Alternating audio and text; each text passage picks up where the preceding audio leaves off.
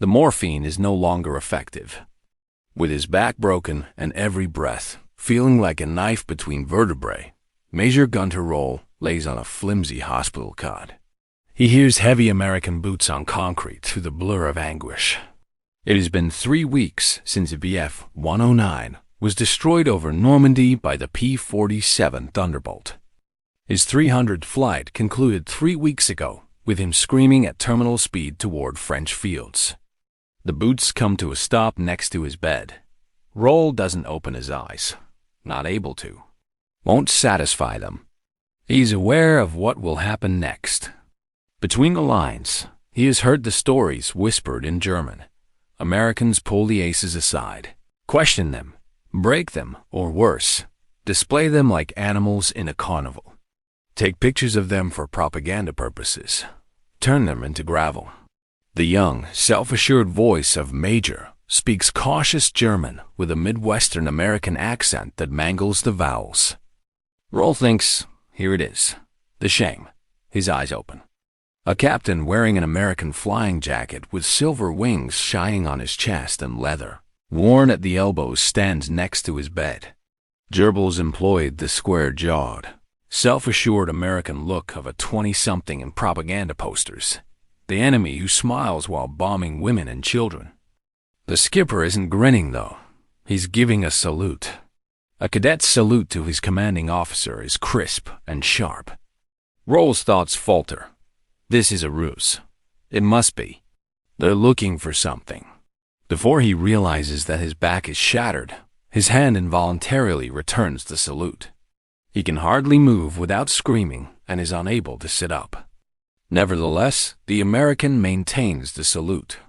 The captain says, "Sir," and Roll hears an incomprehensible, almost respectful tone in his voice. Captain Robert Johnson, 8th Air Force, 56th Fighter Group. You were shot down by me, the pilot. He must have underestimated the strength of the morphine. Roll blinks as he tries to make sense of words that don't suit any scenario he can think of. Beside his hospital bed, the American who killed him, broke his body, and put an end to his war, is saluting and standing at attention. Johnson drops his salute and murmurs, "You are a better pilot than me, sir. I simply had a better aircraft." With his absurd words, Roll looks at this inconceivable American. And something inside of him hurts more than his broken vertebrae for the first time since he plummeted scorching from the sky. However, we must travel back 6 months, to a time when Gunter was still unbeatable, in order to comprehend how 2 adversaries might become brothers. Not precisely, as evidenced by the 1941 crash scars on his back, but sufficiently close. He had shot down 275 Allied planes by April 1944. He was dubbed the Ace of Aces by the Luftwaffe. Hitler had affixed the Knight's Cross with oak leaves and swords to his own uniform. Roll led Jagdgeschwader 11 at the age of 31, protecting the Reich from an unending stream of American bombers that clouded German sky like migratory locusts. He was revered by his guys. He was photographed by the propaganda magazines. His visage was used by kids to collect cards. He didn't trust any of it. Growing up in Stuttgart, Roll was the son of a shopkeeper who had lost everything due to inflation during the Weimar Republic. He had witnessed dignity erode into despair, and his father's groceries turn into worthless paper. It was not ideology that motivated him to join the Luftwaffe in 1938. It was the assurance of food, a bed, and a future free from begging. Politics never made sense, but flying did. Either a Bf 109 rose more quickly than a Spitfire, or it did not. Either you perished or the deflection angles were computed accurately. It was science, not advertising, that governed the sky. Nevertheless, he had taken in the propaganda. Couldn't avoid it.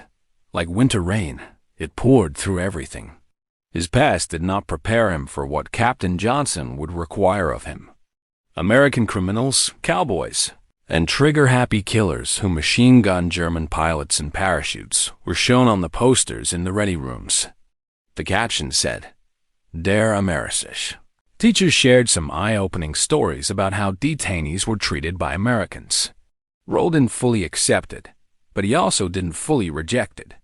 He had witnessed the treatment of Soviet pilots taken prisoner by the Germans.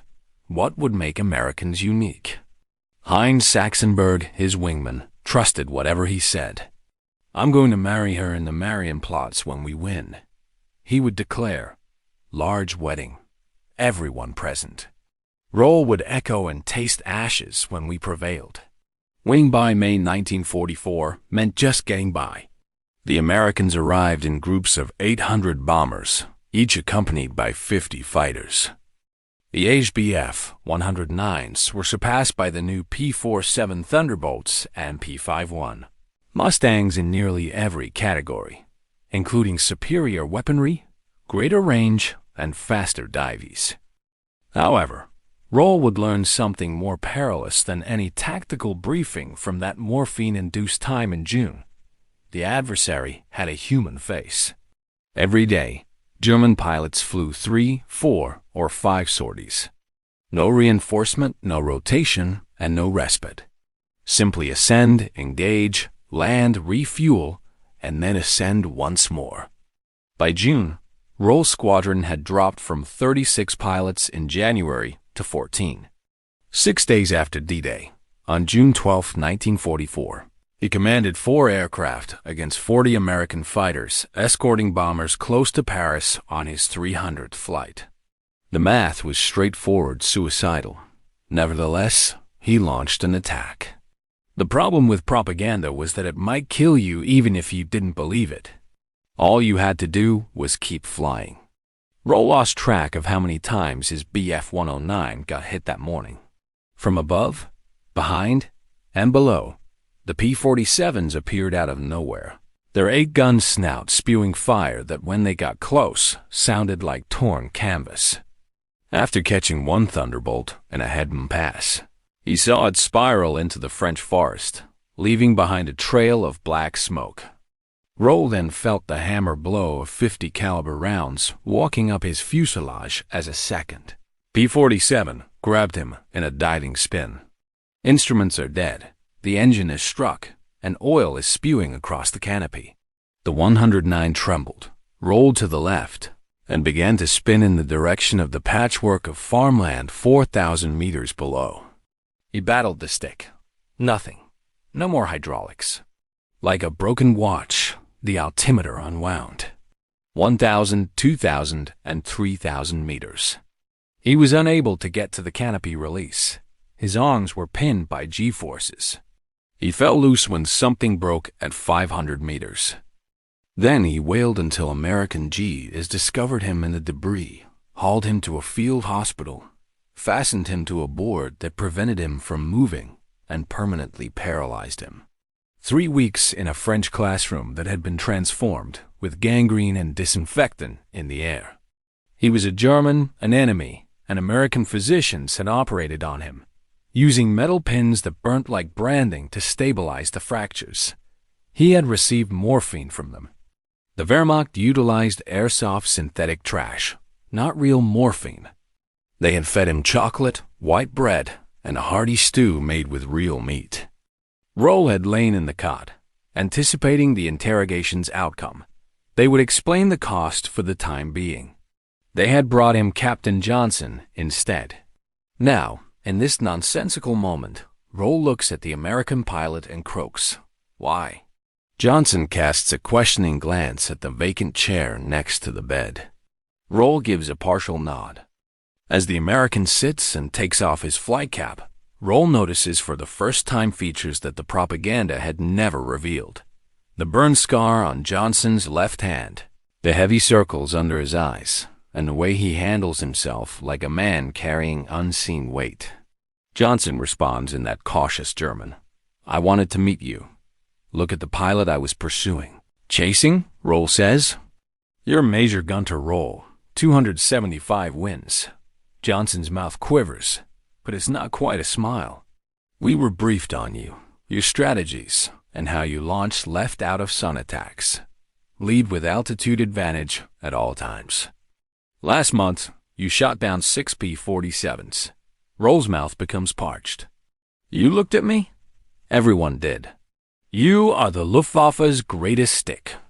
Johnson puts his forearms on his knees and leans forward. That head-on pass you made on June 12th was a classic deflection.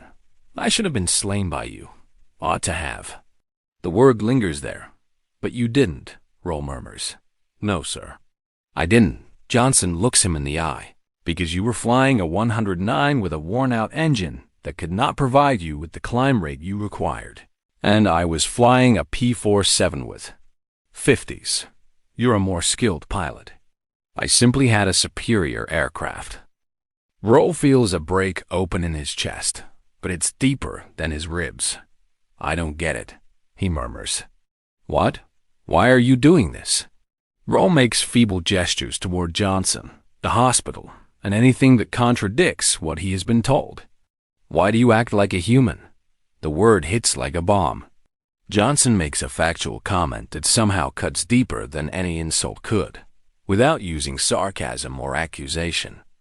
Roll starts, then stops, we were informed. When someone is purportedly the propagandist, how do you explain propaganda to them? Johnson claims, we were told Americans would torture you, execute you.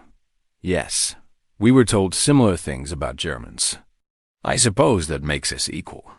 R nearly laughs at the idea because it is so strange. But laughing might break his back, so he settles for a sound that is halfway between a cough and a sob. R stiffens as Johnson reaches for his jacket pocket. The knife, the question, and the cost are all here. However, the American takes out a bar of chocolate. Hershey's. He breaks it in half and hands one piece to R, causing the wrapper to wrinkle. Are you able to sit up? No. All right, I'm sorry. Johnson gets up, walks around the bed, and impossibly gently slides his hand behind R's shoulders to support his neck until he tilts forward just enough to accept the chocolate. The touch is professional and cautious, similar to how you would handle something valuable that could shatter. Being held upright by an enemy pilot while eating chocolate in a prisoner-of-war hospital may be the most dangerous thing R has ever encountered. Despite his training as an assassin, 275 aerial wins, and a Knight's Cross for homicidal efficiency. Since it is genuine, not a ruse, not deceit. Just one pilot showing respect to another, regardless of their uniforms.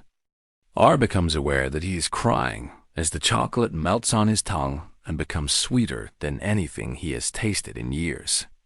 Johnson just carefully lowers him back down, goes back to his chair, and consumes his own half of the chocolate bar without saying anything. Your German is good, R inquires after a protracted pause. Where did you get your knowledge? My mom. Her hometown was Bavaria. Johnson gives a shrug. Arrived in 1910. Taught me the language. Taught me how to prepare sauerbraten. In 1941, she passed away. I apologize. Yes, me too. Johnson looks at the floor made of concrete. She was never able to comprehend my decision to enroll. Continued to argue that my people and her people shouldn't be firing at one another. Said that we weren't all that different. Are we? Are. Queries. Different? R senses something in Johnson's eyes when he glances up. Fatigue. The sort that results from too many missions, too many lost buddies, and too many kills that have long since ceased to feel like wins. Johnson acknowledges, I don't know anymore. I believed I did. Believed that we were the good folks and you were the bad guys. It's that easy. However, as I shot you down and saw your chute open, I felt... He stops. I was glad you made it out alive. You wouldn't have felt that way about an adversary, would you? R recalls the Soviet pilot he shot down over Kursk and how he experienced the same unexplainable relief as he watched the parachute deploy. How he reported the kill, but he never brought it up. The portion where he was relieved the man was still alive, right? He asks in a hollow voice. Johnson leans forward once more. May I ask you a question regarding tactics? They are now two fighter pilots doing what fighter pilots do, talking shop, instead of prisoner and captor. Johnson describes it as the spiral climb you use to break pursuit. How do you stay energized during the turn? I always lose speed and stall out when I do it in a P-47. R recalibrates by blinking. The P-47 weighs too much. It's not something you can blast through like a 109. You must. He pauses. Wait, why am I assisting you in taking down my pilots? Johnson murmurs, your pilots are now my pilots. If this war ever ends, we will be flying for NATO. He looks into R's eyes. The current threat comes from the Russians. You are aware of it. I am aware of that. In order to teach our soldiers how to survive the next conflict, I'm attempting to learn from the greatest pilot I've ever encountered. Our men, as if German and American are no longer distinct from one another. As though insignia and flags are merely costumes, and below they are all simply terrified children attempting to survive. R's already shattered worldview completely collapses. He hears himself repeat, you pull the stick back before you initiate the roll. After storing the energy, maintain back pressure while rotating on the vertical axis. Although the 109 has a higher power-to-weight ratio, the idea may be applied to any aircraft with the correct timing. Johnson takes this in and nods softly. And the fast-moving yo-yo? The same idea, distinct application. You're converting speed to altitude. They converse for an hour. Next, 2. Johnson takes out a notepad, draws the locations of the aircraft, and debates lead calculations and deflection angles. R forgets everything but the pure intellectual delight of talking about the art of aerial fighting with someone who truly knows it, even his damaged back in the morphine. At last, Johnson silently curses and looks at his watch. I have a briefing in 20 minutes. Then you ought to leave. Johnson hesitates before getting up. I'll return. If that's acceptable, why would you act in that way? Because the best pilots need to survive when this war ends, and it will end, Johnson explains. The future generation must be taught by us. And before they send you to a permanent camp, I want to know everything you know. He gives the same sharp, deferential salute once more. R is able to raise his hand and return it this time, even though it hurts. 3 days later, Johnson returned. Then a week later. Then, when the Allies advanced farther into France in July and August, twice a week. Every visit had the same pattern. Real coffee, cigarettes, and a collection of Hermann Hesse poems he had discovered in a bomb bookstore were among the contraband that Johnson brought with him. They discussed flying while sitting in that iodine-smelling repurposed schoolhouse. Just flight, not politics or the fate of the war. Johnson sought to comprehend the strategies R used to combat Soviet fighters on the Eastern Front. R was curious about how American pilots were trained and why. They flew in finger-four formations rather than the German swarm. They battled over energy management, the relative qualities of the P-51 and the Spitfire, and whether speed or altitude was more important in a pivotal battle. The other German detainees took notice. R was called aside at an evening meal by Hermann Dieter Krauss, a bomber pilot shot down close to Lille. Every day for 30 minutes, the Americans led inmates to congregate in the courtyard of the schoolhouse. Krauss did not approach till Johnson had departed. Krauss said, "You are fraternizing with the enemy. Not merely a charge, not quite a cautionary tale." R glanced at the Knight's Cross dangling from Krauss's neck. Krauss was a fellow officer and decoration recipient. R said, "I'm debriefing. Intelligence gathering. Are you?" Krauss looked around the courtyard, at the soldiers who appeared bored rather than brutal, and at the American medics examining bandages. "Hey, the war is ended. We simply haven't stopped dying yet. What will happen to the commanders who taught Americans our techniques after Germany surrenders? Which it will." Before R could reply, he turned to leave. R thought about the word collaboration as he lay awake that night. It had a treasonous taste. However, what was the other option? upholding ideological purity while providing no assistance, instructing no one, and making no contributions to the future. Johnson had predicted that Russia will be the target of the next conflict. All Luftwaffe pilots were aware of this. Eastern Europe had been devoured by the Soviets, and they would continue to do so unless somebody stopped them. Someone had to retain the knowledge to transmit lessons acquired in blood above Stalingrad and Kursk if a united defense was to take place. Why not him? What happens when they transfer me to a permanent camp? R inquired during Johnson's subsequent visit. Johnson's face changed. You will visit a facility in England. Typical treatment for prisoners of war. After the conflict is over, you will return home. And following? What happens to German pilots who work with Americans after the war? Johnson was silent for a considerable amount of time. Lastly, I am unable to make any promises. However, in the Air Force Personnel Office, I have friends. They will require knowledgeable instructors if and when NATO takes place. Pilots familiar with Russian strategy, who can instruct novice pilots on what truly works.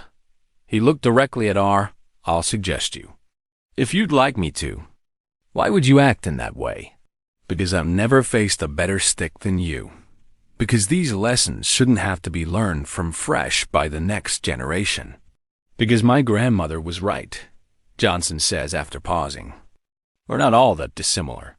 And perhaps, rather than merely winning this war, we can stop the next one if enough Germans and Americans understand it. It was idealistic, foolish, and most likely unachievable. Nevertheless, R found himself accepting it. He said, Teach me about P-47 tactics. Everything. I must comprehend both sides if I are to instruct for NATO. The gloomy hospital room was brightened by Johnson's gentle smile. Yes, all right. Thus the main benefits of the Thunderbolt.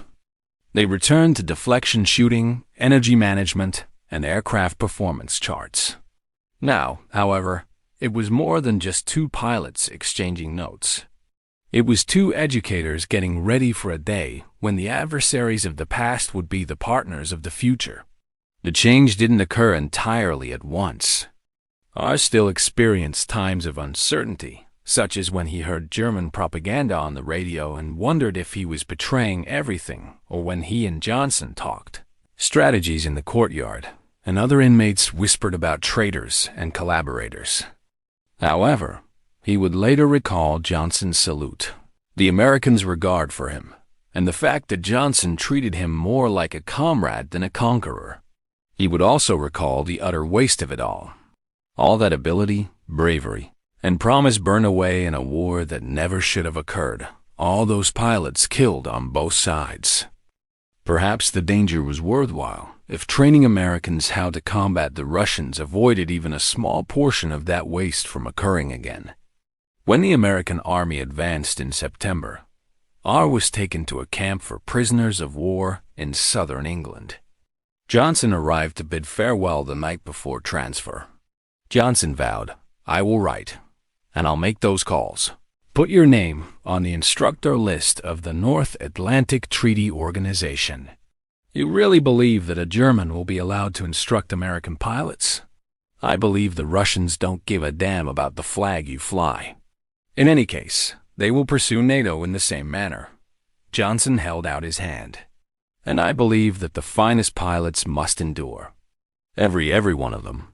For the first time since Johnson had assisted him in sitting up for that chocolate bar, R shook his hand. The grip was equal and forceful, like a handshake between friends or professionals. Well done, Captain, R remarked. Major, good hunting. After Johnson left, R was put in a transport truck and sent to England and an uncertain future. 8 months later, the conflict was over. In a camp for prisoners of war outside of Birmingham, R observed Victory in Europe Day while listening to festivities he was not allowed to participate in. Others of the other inmates were relieved, others resentful, and most were simply worn out. Germany had been defeated. The Reich was overthrown. They had lost everything they had battled for. For the most part, R felt numb. In October 1945, he was returned to a Germany he hardly knew. Stuttgart was in ruins. The house where his family lived was a crater. A bombing raid had killed his mother. During the last winter, his father had gone hungry. R was a former Luftwaffe ace who drifted for 6 months with no employment, no purpose, and no identity. Then he got a letter in April 1946, typed American postage into a job offer on military stationery. It started, "Dear Major R, pilots must be trained in tactical warfare doctrine by qualified flight instructors. According to the recently established North Atlantic Treaty Organization, several U.S. Air Force sources have endorsed your name. Please reply as soon as possible if you are interested in this role." 3 individuals signed it. One was a general he was unfamiliar with. Captain Robert Johnson, who is currently a major, was one. Additionally, Elizabeth Schmidt, Johnson's grandmother, was mentioned as a character. For 15 minutes, R gazed at that third signature. Prior to Pearl Harbor and before R had ever flown against Americans, Johnson's grandmother passed away in 1941. However, Johnson had created a paper trail that made R appear to be a family member rather than an enemy pilot by forging a letter from her and backdating it. In order to save a German ace he had shot down, he had lied, committed fraud, and jeopardized his career. After reporting to a NATO training station in West Germany 3 months later, he would spend the next 10 years instructing German, British, and American pilots on how to survive air combat against Soviet fighters. NATO, which was established in 1949 to protect the West from Soviet encroachment, would require soldiers from both sides of the previous conflict. One pilot at a time, Johnson and R would contribute to the formation of that alliance. Johnson was also present. Complementary opposites, they went on to become the facility's main instructors. R taught German tactics, Johnson taught American tactics, and together they created integrated doctrines that combined the best aspects of both ideologies. 15 years ago, they would have been attempting to kill each other, but now they fly together, train together, and drink together in officers' clubs. After consuming too much alcohol one evening in 1958, R finally voiced the question that had been on his mind for 12 years. "Why did you visit me in that hospital?" Johnson was silent for a considerable amount of time. "You're genuinely curious." "Yes, I do," Johnson finally stated, "because I was tired of dehumanizing people so I could kill them easier. I'm sick of acting like monsters when you're just terrified. Pilots trying to survive. I'm sick of hate speech, misinformation, and other crap that prolongs conflicts long after people have forgotten why they began." He turned to face R, and there was something honest and unvarnished in his eyes. "I wanted to meet the person responsible for the kill record. And even though we were at odds, I wanted him to know that I saw him, respected him, and valued his expertise. Did it help? It was actually more difficult when I was perceived as human." Johnson's chuckle was meaningless. After that, it was far more difficult to fire down Germans. Made each assignment seem more difficult because they were all someone's spouse or kid.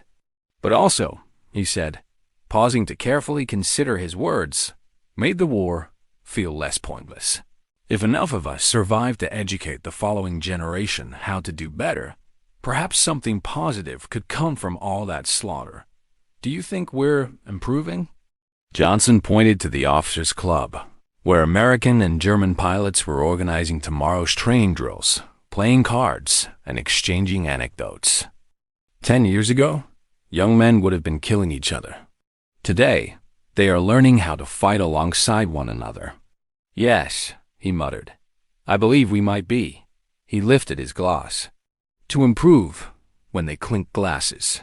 The war came to an end, not on Victory in Europe Day or Victory over Japan Day, but at that precise moment when two once adversaries could share a drink and truly mean it.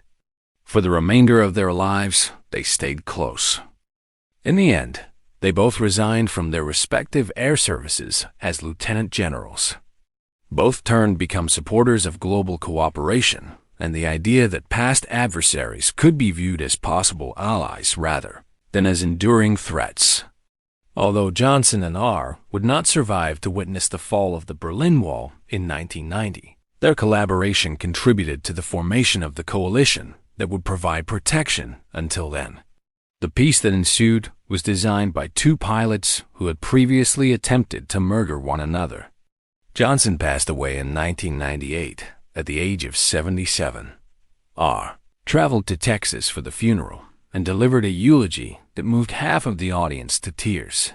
He discussed the hospital stay, the chocolate bar, and a young American pilot who had taught him that respect is more important than country. Some secrets were worth keeping. Therefore, he never brought up the fake letter from Johnson's grandmother. R outlived the majority of his generation and passed away 11 years later at the age of 91. In a gesture often reserved for American troops, an American delegation gave his family a flag that had flown over the Pentagon at his funeral in Stuttgart.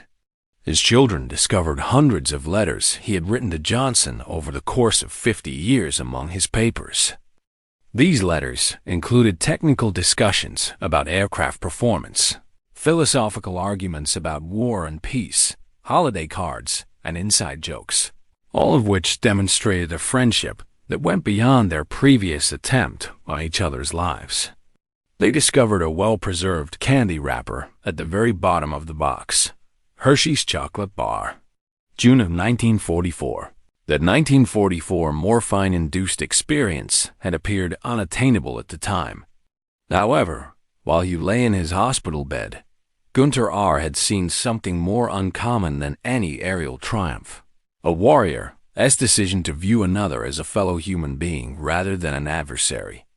A keepsake from the day an enemy pilot taught a German ace that respect can endure war, that humanity is more important than hatred, and that sometimes the greatest victory is not shooting someone down, but rather helping them back up.